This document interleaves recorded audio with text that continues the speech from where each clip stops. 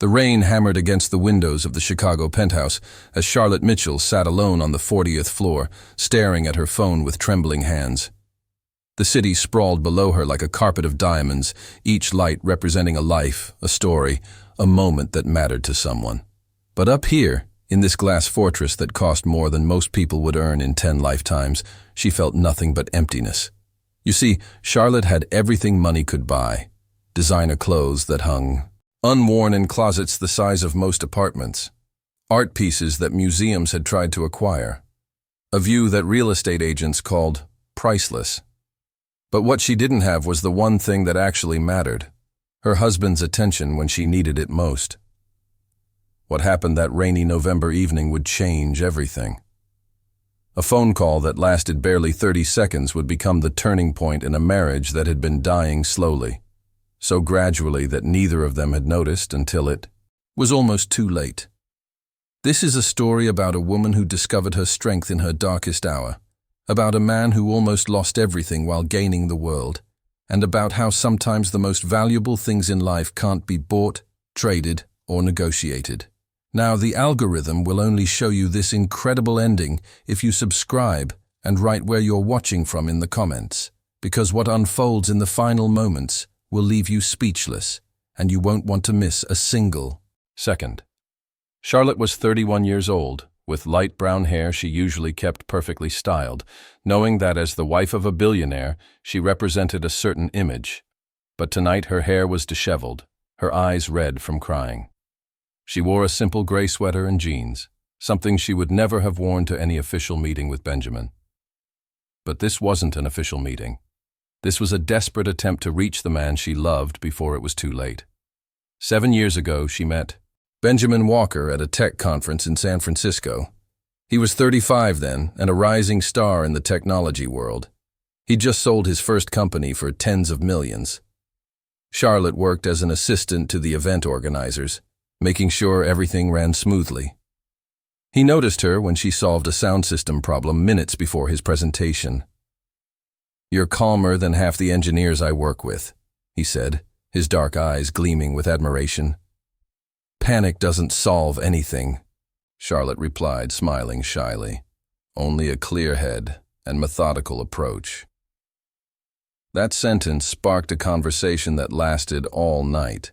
Benjamin was fascinated by her calm, her intelligence, how she could listen, really listen, not just wait for her turn to speak.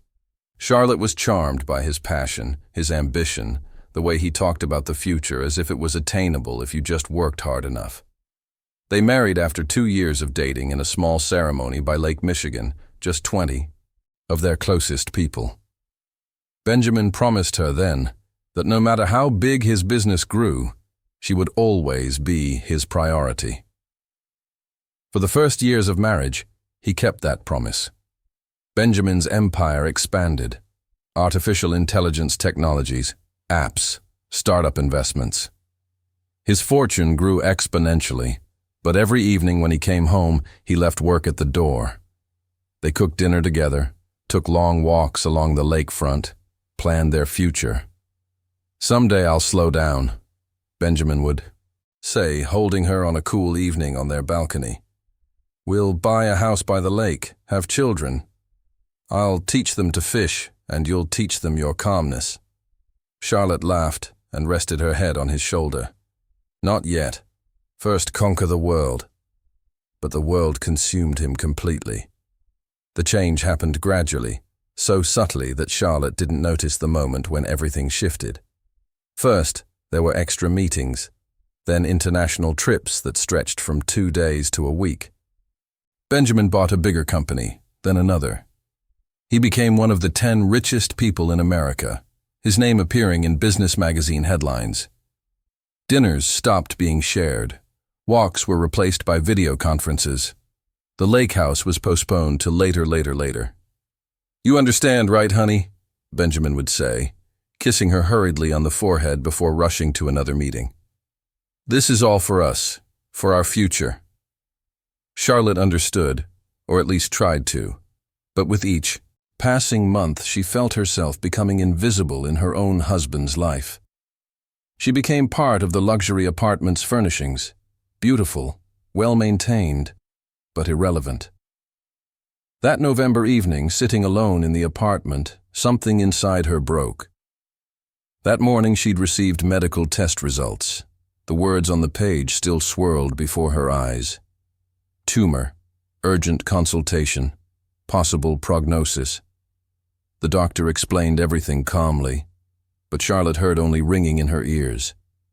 She needed her husband, not Benjamin Walker, the billionaire who appeared on magazine covers. She needed Benjamin, who held her by the lake and promised he'd always be there. With shaking hands, she dialed his number. The phone rang once, twice, 3 times. Rain pounded harder against the windows, and the auto shop below closed its gates for the night.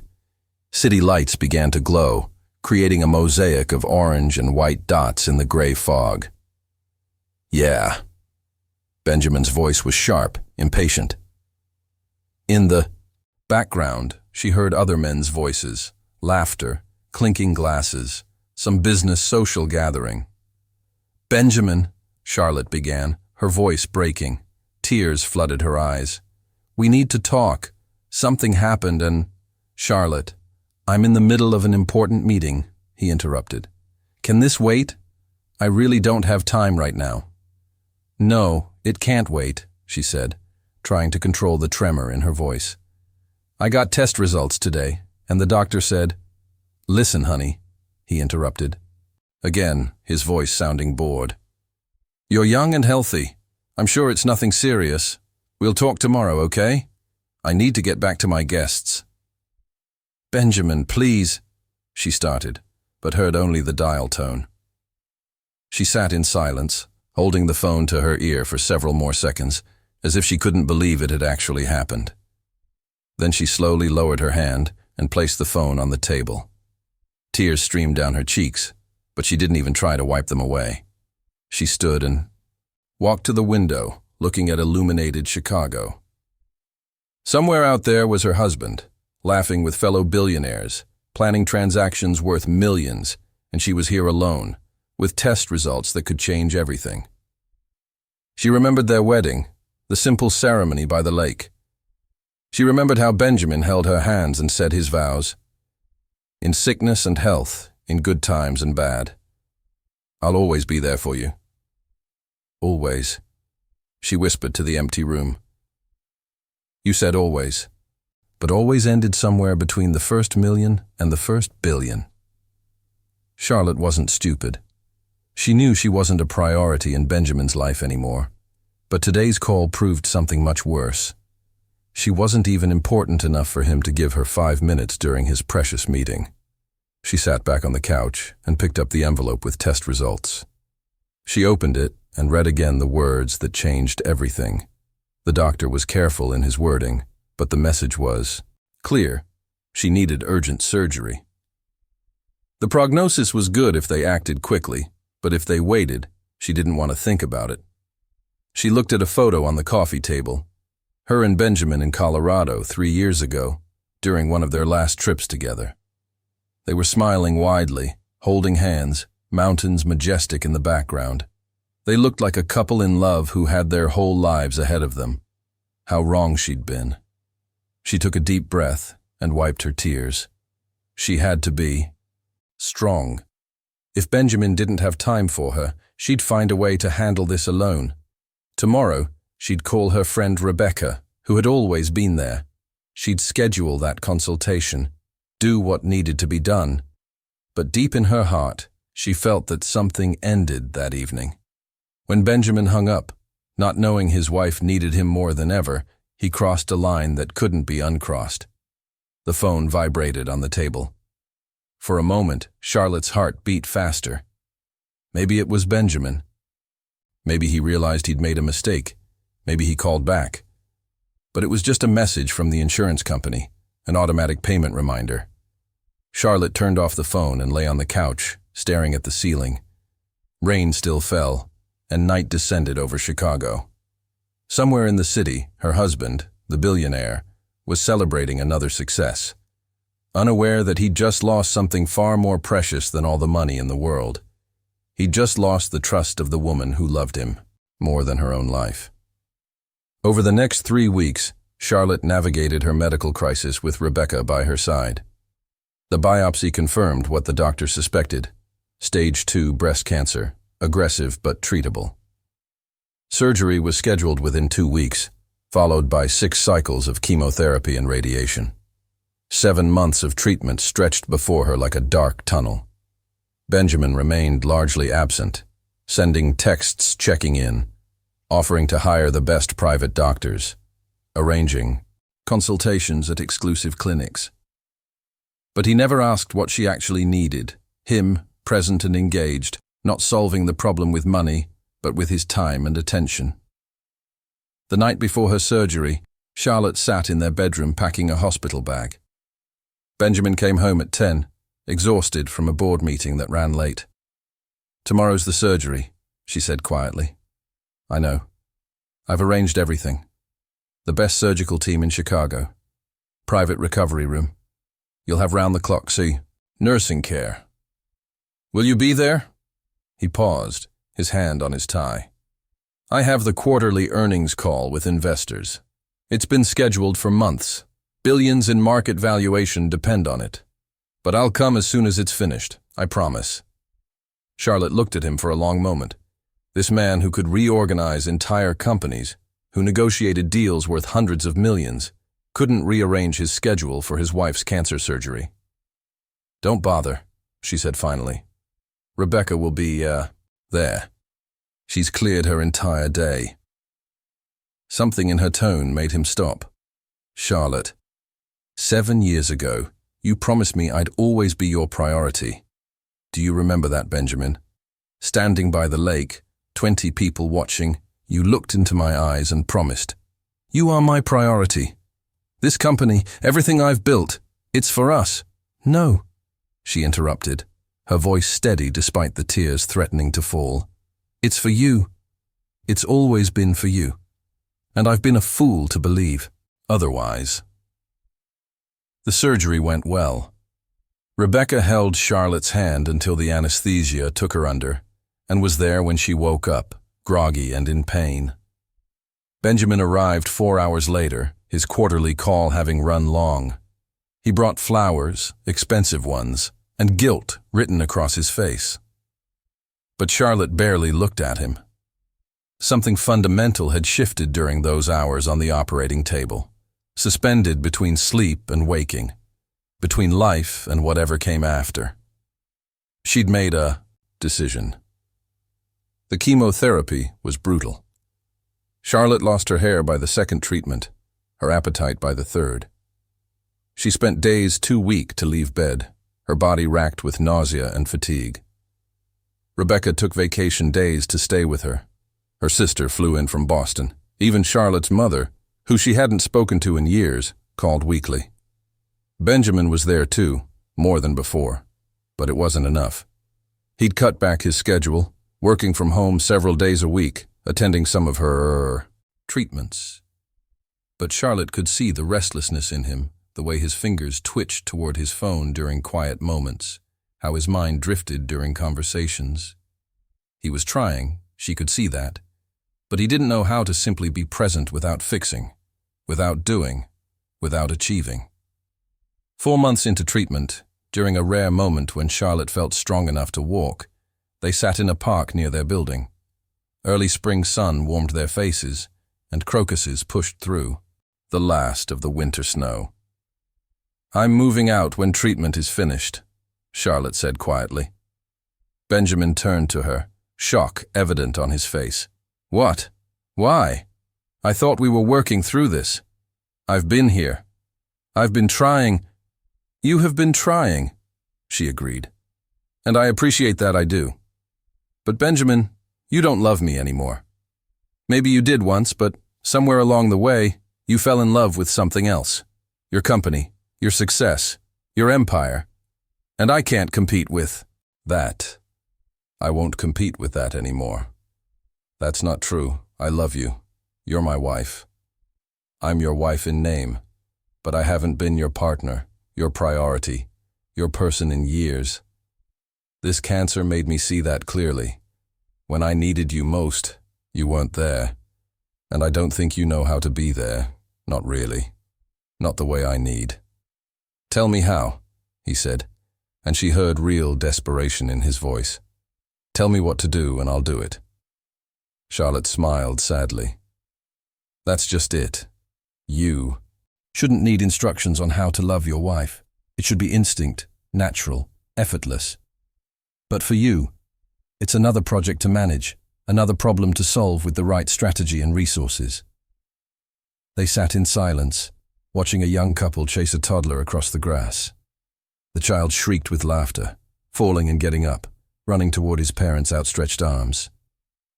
I wanted that with you, Charlotte whispered. A family, a real life together. But you wanted an empire. And you got one. Congratulations, Benjamin. You won. 3 months later, Charlotte completed her final radiation treatment. The scans were clear. She was in remission, her prognosis excellent. Dr. Anderson, her oncologist, shook her hand warmly. You fought hard. You should be proud. Charlotte was proud, but not in the way the doctor meant. She was proud that she'd survived not just the cancer, but the death of her marriage. That she'd found the strength to choose herself, her own happiness, her own future. Even when it meant walking away from everything she'd built over 7 years. The divorce was surprisingly amicable. Benjamin didn't fight it. Perhaps because deep down he knew she was right. He was generous with the settlement, far more than she'd asked for, though Charlotte suspected it was guilt more than generosity that motivated him. She bought a small house in Portland, Oregon. Nothing like the Chicago penthouse, just a 2-bedroom cottage with a garden and a view of Mount Hood. She enrolled in architecture school, something she'd always wanted to do but had set aside when she married Benjamin. She made new friends, people who knew nothing about billionaires or board meetings or what it was like to be invisible in your own marriage. Rebecca visited often, and they took that trip through Europe they'd planned 10 years ago, staying in hostels, taking trains, having no set itinerary. Charlotte laughed more in those 3 weeks than she had in the previous 3 years. One evening, sitting on her small porch watching the sun set behind the mountains, her phone rang. Benjamin's name appeared on the screen. She hadn't spoken to him in 6 months, since the divorce was finalized. Hello, Benjamin. Charlotte. How are you? How's your health? I'm good. In remission. Feeling strong. I'm glad. I'm really glad. He paused, and she heard something in his voice she hadn't heard in years. Uncertainty. I've been thinking about what you said. About love being instinct, natural. You were right.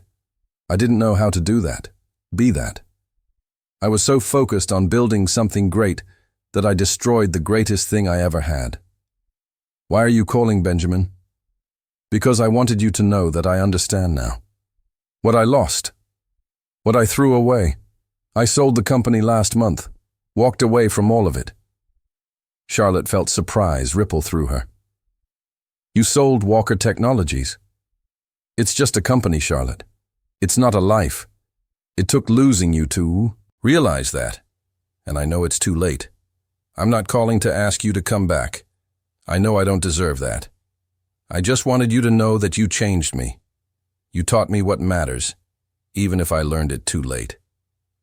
They talked for an hour, the longest conversation they'd had in years. He told her about therapy, about learning to be present, about realizing how much of his life he'd missed while chasing success. She told him about school, about her garden, about the pottery class she'd started, taking. When they finally said goodbye, Charlotte felt something she hadn't expected. Peace. Not forgiveness, exactly, and certainly not a desire to reunite. But peace with their story, with how it ended, with the path that had brought her here to this porch, this view, this life she was building brick by brick. 6 months later, Charlotte sat in her garden on a warm summer evening. She'd just finished her first year of architecture school with top marks. Her garden was blooming, roses and lavender and herbs she used for cooking. Rebecca was inside making dinner, her laughter floating through the open kitchen window. Charlotte's phone buzzed with a text from her study group asking about a project deadline, then another from her neighbor inviting her to a barbecue that weekend. Then one from a man named Ethan she'd met at the pottery class, asking if she'd like to grab coffee sometime. She smiled, setting the phone aside. The evening air was sweet with the scent of jasmine, and the mountains glowed pink in the fading light. Somewhere in that other life, in that glass tower overlooking Chicago, she'd almost died. Not from cancer, but from loneliness, from being unseen, from believing she needed to be smaller so someone else could be bigger. But here, in this small garden in Portland, surrounded by things she'd planted with her own hands, tended with her own care, she was alive in every way that mattered. She'd survived the phone call that should have been the beginning of support, but became the end of illusion. She'd survived the cancer, and most importantly, she'd survived the death of a marriage and emerged stronger, clearer, more herself than she'd ever been. The tumor in her breast had been removed, treated, destroyed. But the tumor in her life, the toxic growth of a relationship that diminished rather than expanded her, that too had been excised. And in its place, something new grew. Something healthy and strong and entirely her own. Rebecca called from the kitchen that dinner was ready, and Charlotte stood, brushing dirt from her jeans. Tomorrow she had class. This weekend she might text Ethan back. Next month she'd start an internship at an architecture firm. The future spread before her, uncertain but hers, full of possibility instead of emptiness. As she walked toward the house, toward the warm light and laughter and the life she'd chosen, Charlotte thought about that rainy November night when Benjamin hung up the phone. How devastating it had. Felt in that moment, how final. She'd thought it was the end of everything. But really, it had been the beginning. Sometimes you have to lose everything to find yourself. And sometimes the greatest love story isn't about who you end up with, but about how you learn to choose yourself, to fight for yourself, to save yourself when no one else will. If this story moved you, subscribe and rate it from 0 to 10 in the comments. Because this journey from that dark tower to this blooming garden proves that endings can be beginnings, that losing someone can mean finding yourself, and that the strongest love you'll ever know might just be the one you discover when you finally learn to love yourself first.